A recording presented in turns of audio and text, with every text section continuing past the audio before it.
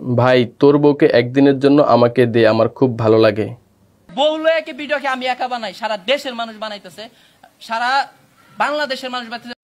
বাংলাদেশে এই যে সাপড়ি কন্টেন্ট ক্রিয়েটর যারা আছে, ইমরান ভিপি, ইমরান তালুকদার, তারপরে এই যে আরো কিছু কিছু আছে, কারোর কাইটে দেয়, কারোর মনে করো যে লিঙ্ক ভাইরাল হয়, কারোর হলো কট খায়, এই যে সিস্টেম গুলো এরা নিজেরা সাজায়।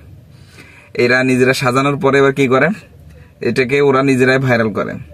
আর এই সমস্ত জিনিস, এই কট খাইছে, লিঙ্ক ভাইরাল হয়েছে, তারপরে এই যে কোয়ালিটির ভিডিওগুলো, এইগুলো কি হয়, সমাজে প্রচন্ড লেভেলের ভাইরাল হওয়া হয়। যখন এই যে সমাজের ভিতরে এগুলো ভাইরাল হয়ে যায়, তখন ওরা উঠে যায়, কিন্তু ওরা কিন্তু এগুলো কিছু মনে করে না, কারণ ওরা কন্টেন্ট ক্রিয়েটর, ওদের এই সমস্ত নিয়ে লজ্জা পাওয়ার কোনো কারণ নেই, ওদের কোনো সিস্টেম নেই।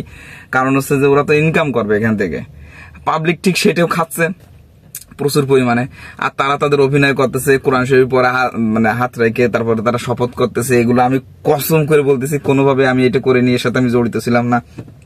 এই যে বিভিন্ন ধরনের জিনিসগুলো তারা করতেছে, আর পাবলিক এটাকে খুব মনোযোগ দিয়ে দেখতেছে, আবার তারা কমেন্ট করতেছে, গালাগালি করতেছে কমেন্টের ভিতরে, তাও কিন্তু তাদের কিন্তু ভালো লাগতেছে। কেন, ওই শেষ ফিনিশিং ওই একটাই, যে টাকা আসতেছে।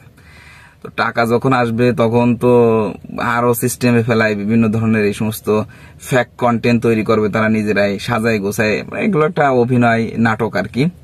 সেই নাটকগুলো বাংলাদেশের মানুষ দেখে, আর এই নাটকগুলো দেখার কারণে তাদেরও কিছু ফায়দা হয়ে যায় আর কি।